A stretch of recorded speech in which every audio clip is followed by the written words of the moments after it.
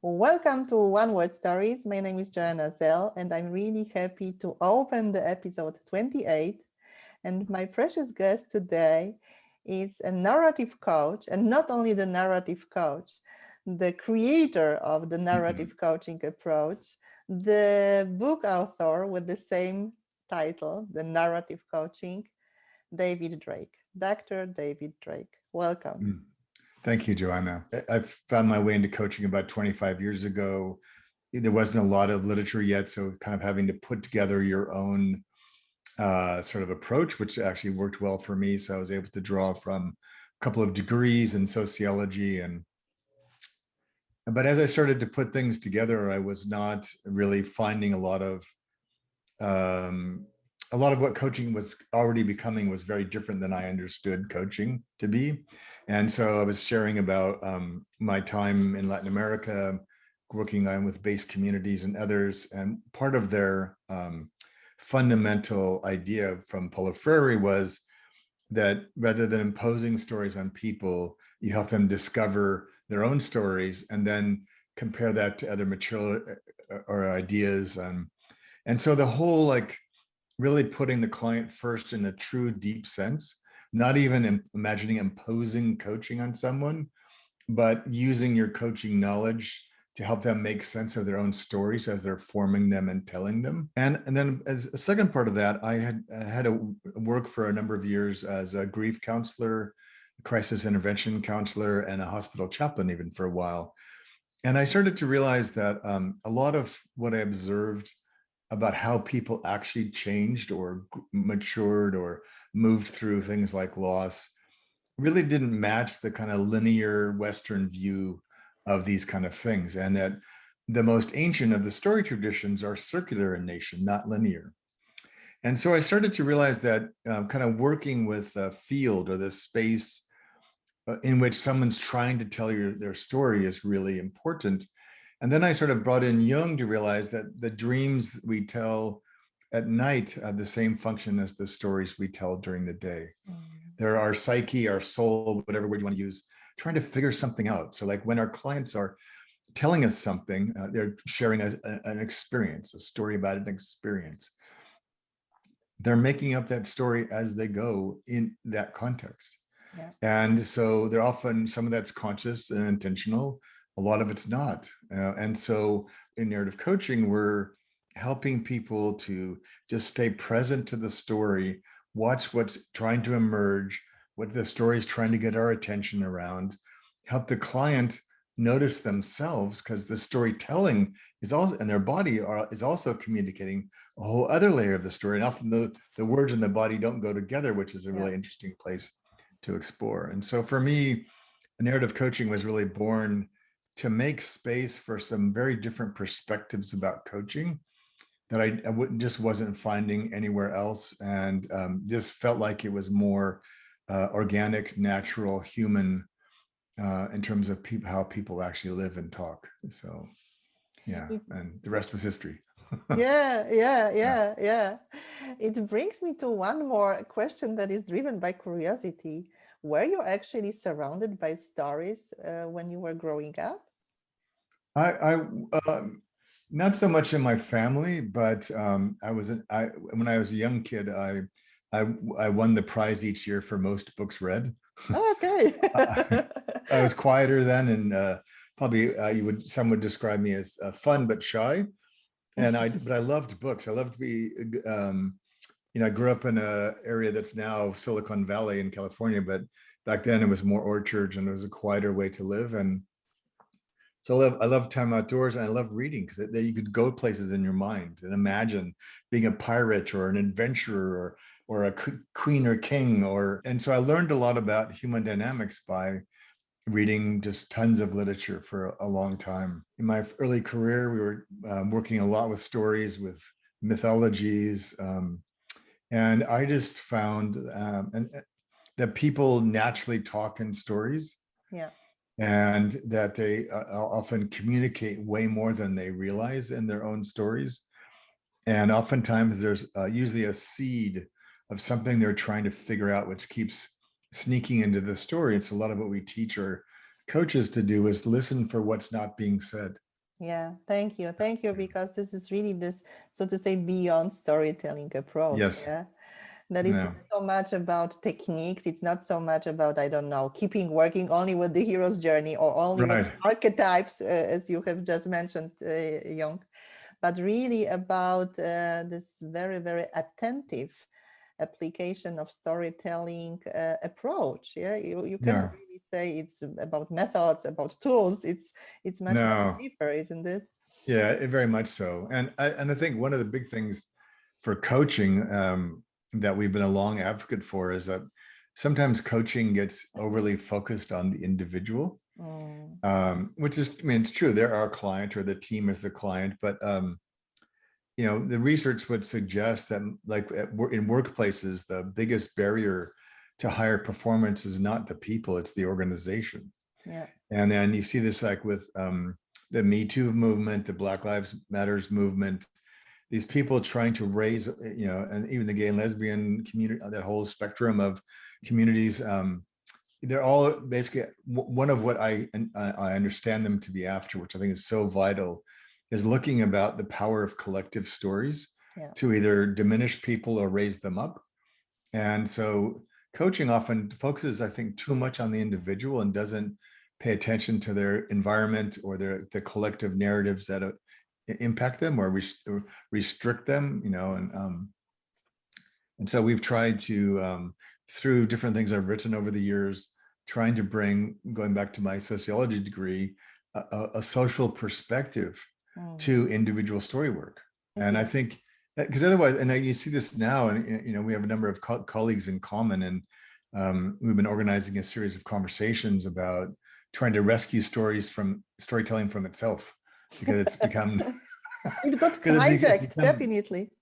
yeah, but it's become so usurped in many ways by branding and marketing Yeah, and yeah, the politicization of misinformation, and making people afraid as opposed to telling them the truth. and mm, and so we're trying to like uh, find a way to, what is the next sort of incarnation of our understanding of stories, and how do we bring some of these different understandings together, to use stories as a resource for liberation and connection, not division, right, and alienation. yeah. Yeah. I'm so grateful for your very, very last sentence, this very minute, Yeah. about connection, because actually this is exactly how I'm making sense of it, how we can work with stories. So I'm, so to say, rooted a little bit in Ricoeur, who just said that we can work on three levels. Yeah, you can imagine like a triangle: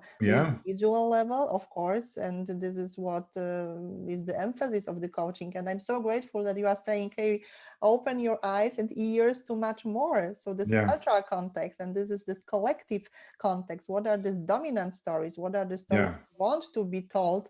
And of course, what are these unheard voices? Yeah. So also Yeah. in the intercultural field, in the diversity inclusion field, extremely important. And the third part, which is about exactly interaction, connection. So Yeah. stories are actually really, for us human beings to connect. Yeah. Well, and I mean, I have a great example even for myself.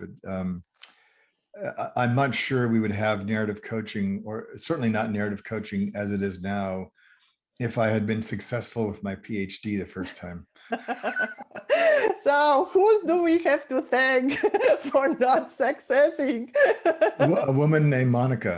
Okay. Um, so I had, even though I had all this background in sociology and all this very, very sort of progressive theories and practices, went to Fielding Graduate University in California, so I had all the things I needed, and I'd worked in many cross-cultural contexts and communities, but then you get stuck in this sort of PhD thinking. So I had designed a research study with 14 women who had been in one of my manager as coach or leader as coach programs. And so we weren't evaluating the program, but I knew I could get before and after stories. Mm, And so as you do, you want to do a pilot of your interview techniques and see how they go. So I picked her because I knew her really well. I knew she was, pretty aware of herself and would be able to provide some good information. On the way out to her location, one of my tires blew out, so I almost crashed my car. Should have been a sign to slow down, but no, did I? And so I get out there, and I was so proud of my questions, and I wanted her to really narrate her stories as the author of her stories. And every time I would ask her a question, tell me a story, she was always just an actor in the story. I said, yes, but what do you think? Or what were you thinking as a leader in that moment? And she, no, no. I said, I've got my questions. I've got to try this out. Right. So, but she cared for me a lot, and she was really supportive of what I was trying to do. And so we had this amazing debrief about what would have been more helpful for you. And she said, well, so she grew up very poor, worked her way as a participant in a program for low-income families, all the way up to running the entire regional organization.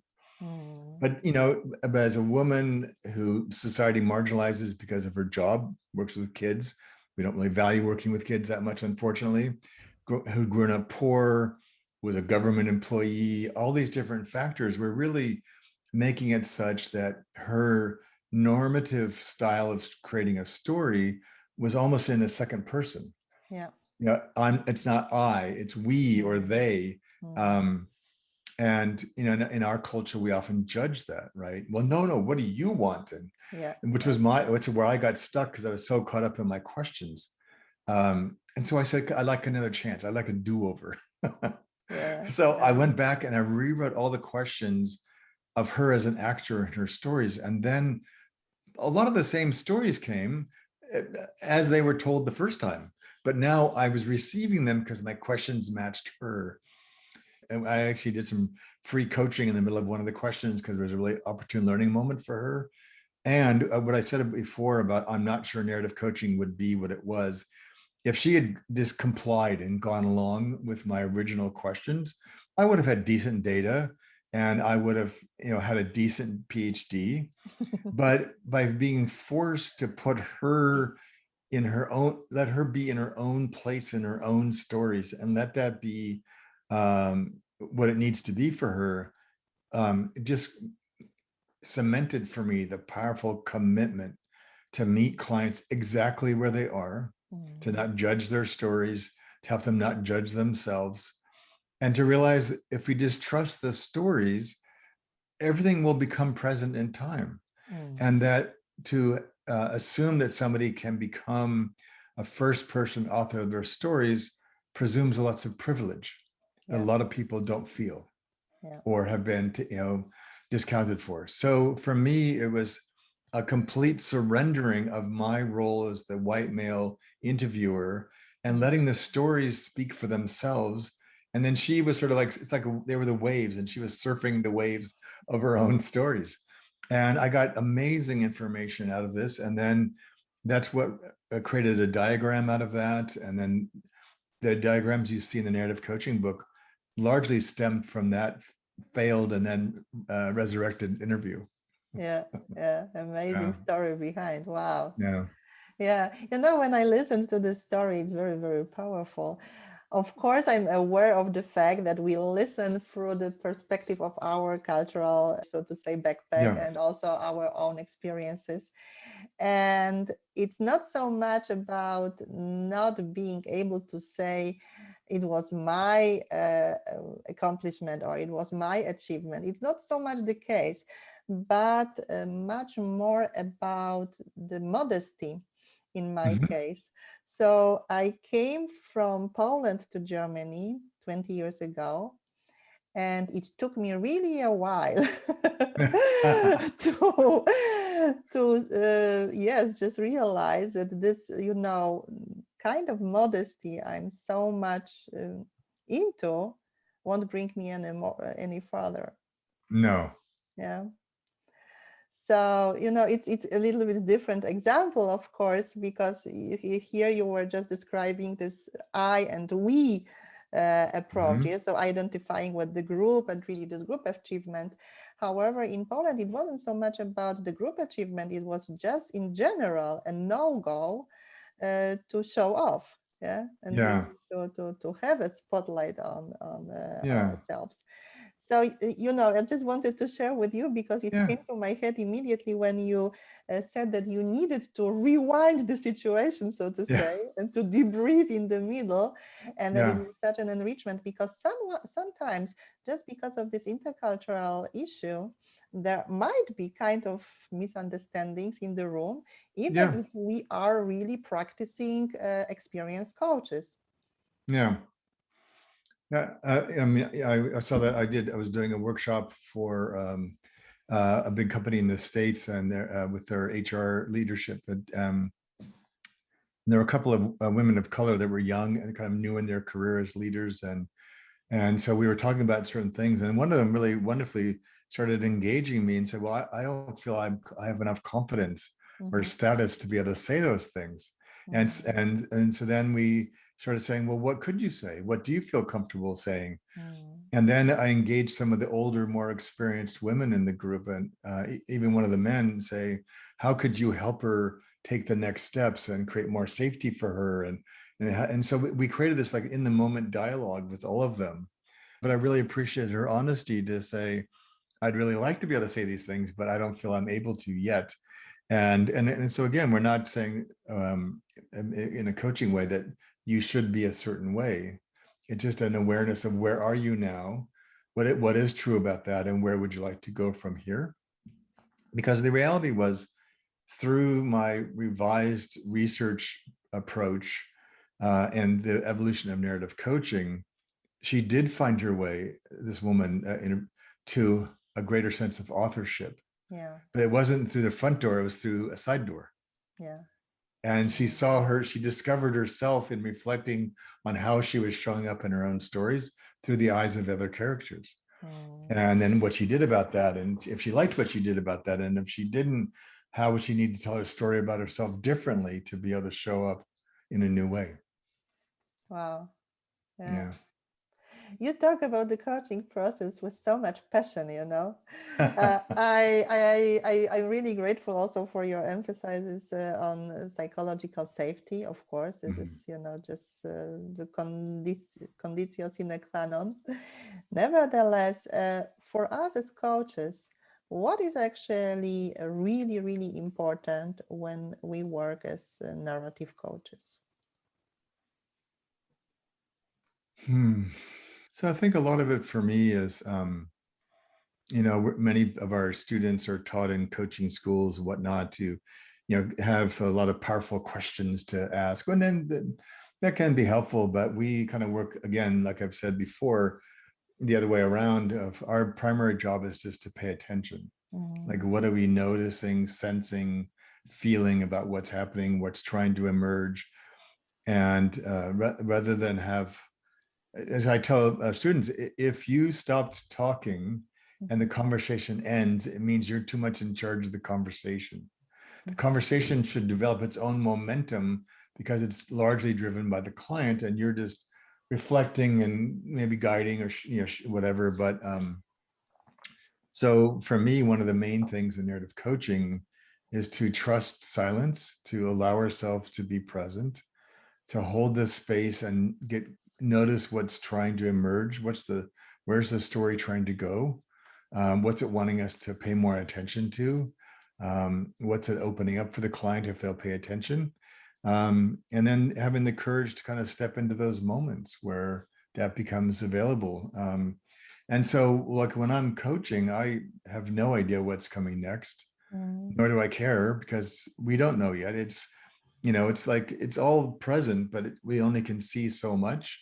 And so the more quiet we are, the more present we are, the more grounded we are. It's like the old Taoist phrase about we're letting all the muddy waters clear. mhm. That's how we see. Just stop stirring up the water. You Yeah. don't have to bring in more water or bring in any fancy tools. Just stand still. And all Mm, the noise that's in often early storytelling where people are trying to figure things out and figure out what matters, and just like helping it all kind of just settle into a groove, and then ultimately what you need to discover gets revealed. mm. Yeah. Yeah. Yeah. Once, during a coaching summit, I had the chance and the honor to participate in your workshop, and you were talking back then about the rewinding the story. Yeah. And this was the moment when, on one hand side, I said, wow, really powerful. On the other hand side, immediately the other voice was really loud. Oh, wow, really time consuming. Yeah. And this is actually what I hear from many, many people. You work with stories, you work, with storytelling practices. There is no time for it. Yeah. Also, many, many people who say, especially not in the coaching context, but in the training context, hey, what do you mean you work with stories? All of us, we do it. We work with case studies, we work with cultural simulator or cultural Yeah. incidents and all this, yeah? What about this time aspect in Yeah. working with stories? My standard simple response is when people have anxiety, like in organizations, about I don't have time for stories. Mm, I said, yeah, there are occasions where, like, if somebody's had a death in the family or a significant event where they've not had a chance to form a story yet, or it's so big that they just can't, like, that there's times when people do take a while, because it's a big thing. So it's, to me, perfectly natural. In times when that's not the case and people talk too much, that's usually out of their own anxiety, which means they don't feel safe enough, right? Or you're not holding a space well enough. And I said, so if you want to help people be briefer, be a better listener. mm, Don't yell at them for not telling good stories. That when we trust somebody, like you think about your best friend, or if you have a partner that you trust, right? You don't need to say a lot of things. They get it right away. They can see how you're feeling or what's important to you. When I used to do coaching demonstrations a lot for like graduate coaching programs, there were rarely more than 10 minutes. mm. And then they're baffled because, well, it just felt so slow. I said, yeah, but look on your watch or your phone. Look how much time's actually. They're like, no, that can't be right. They're like, no, this has Yeah. been. I said, it just feels slow because I'm in no hurry to get anywhere. And Mm, and most coaches ask way too many questions, gather way too much information based on an implicit or explicit belief that they have to understand what's going on in order to be helpful. It doesn't have to take a lot of time if you're able to really discern in a more subtle way what's actually trying to happen here. The person comes to really trust you quickly. And part of it, like even like the rewind tool, I invented in the middle of a leadership program in real time. I was doing a lot of work for a global professional services firm, really helping them reframe how do you develop partners. mhm, So had been quite successful at infusing narrative coaching into their partner sort of development program. And I was, so we did that every quarter. We would go do one, and I would do my pieces of that longer program, and then be there to kind of mentor the others. And after about the eighth or ninth time, I was like, oh, I just can't do this again. And so there was a new person in charge of the program, and she knew me enough. She walked over and she goes, "Oh no, he's going to ask me." So I know he's going to, because he knew enough about me. And so I said, "Do you trust me?" mm. And she said implicitly, "Good, because I'm going to completely change our core activity right now." Yeah. And you could see, like, whoa. And I said, "Do you trust me?" And she goes, Yeah. "Yes, I do. I'm just scared." It turned out that my innovation in the moment turned out to be the most popular thing in the whole program, Wow. and that's where the narrative rewind process Yeah. came from. I just because their big thing was the partners to be here. This is how I talk. Oh, and here's coaching over here, Mm, and it all felt alien.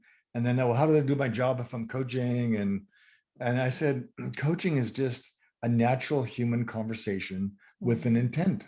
Yeah. And so I said it should feel like a conversation.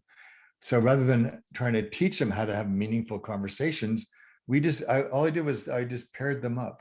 Mm, I gave them 5 very mundane questions, which now form their rewind topics or categories. And when I said, when you start, I want you to tell your partner about your first car that you bought or the first house that you bought. Mm-hmm. That's it.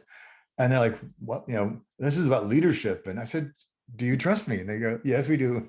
So then I said, I want you to just announce it, which is the experience. That's that first, what was the actual experience?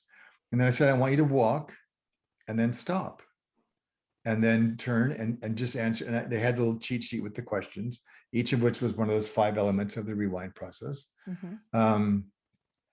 And every question took him a little bit deeper, but it's all just about a house or a car.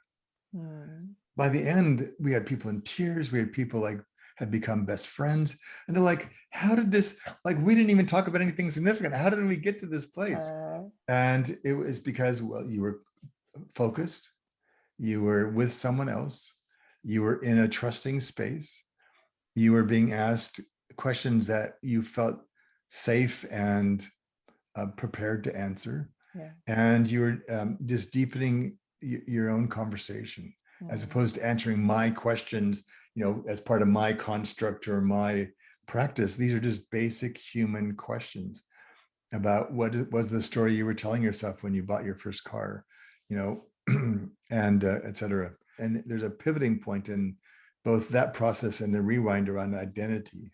Again, it's one of the many unique features of narrative coaching, because we believe and observe that people tend to behave in ways that are consistent with how they see themselves or how they want to be seen by others. Yeah. And if you don't make adjustments to your identity, any new behaviors or habits you try to form will fade or fail. So if you want to create a different platform for different behavior, you have to help people work on their identity.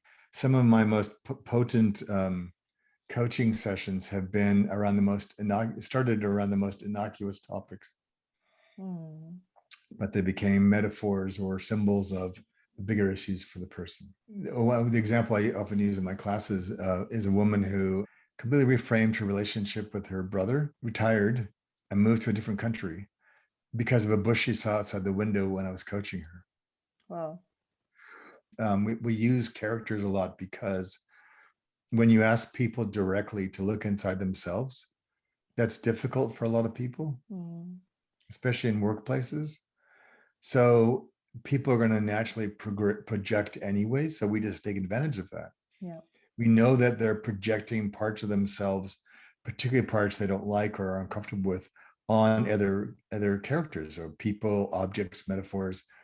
And so rather than go right at them, we just like the them's over here, and so tell me about that bush. Like, why do you keep looking at the window of that bush?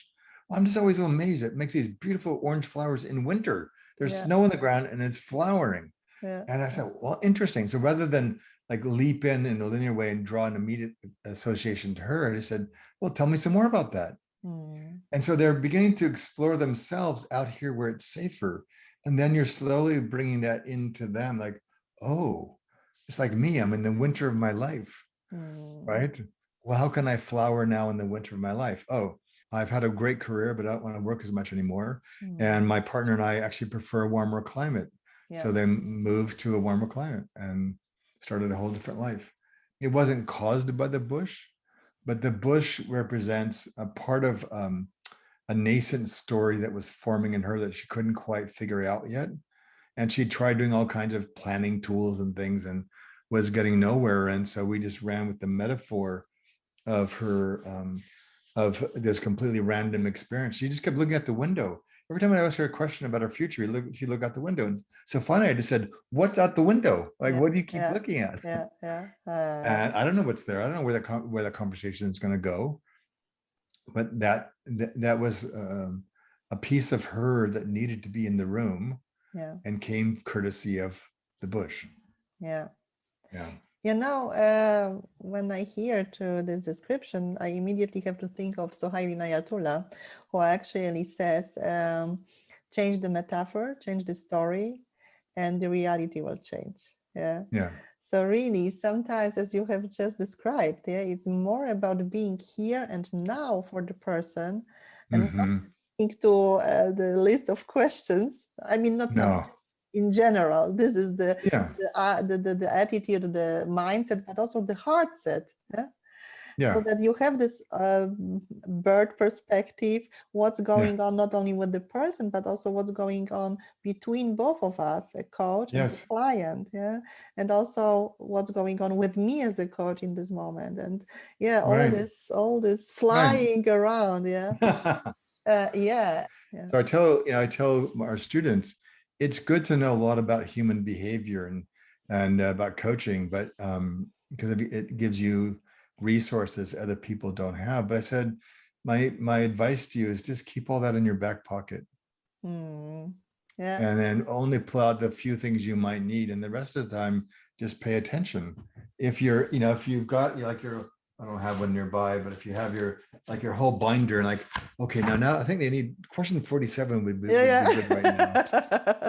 Yeah. Yeah. Yeah. You've lost contact with Yeah. what's actually happening. And so because I'm not having to um, carry everything in or worry about everything, I can be much more relaxed in Yes. sessions. Yes. Yeah. Yeah. So it's also about a lot about hosting ourselves. Yeah. Yes. So be really a good host to yourself before being a good host for your client, Yeah. coachee. And this brings me actually to the next question, and actually our last question. What was the moment when you actually said, oh, this spectacular, this specific word really supported me during the COVID time? Really, in Mhm. terms of hosting myself and being here and now and really facing the situation around. I was running a program in Melbourne, Australia, a year ago, February, for all the executives at the top of the Victorian state government using this work. It was amazing. But I already could tell that the pandemic was coming because of what was already unfolding in Australia at that point. So I got back, and then within like 10 days, I think it was in lockdown in California.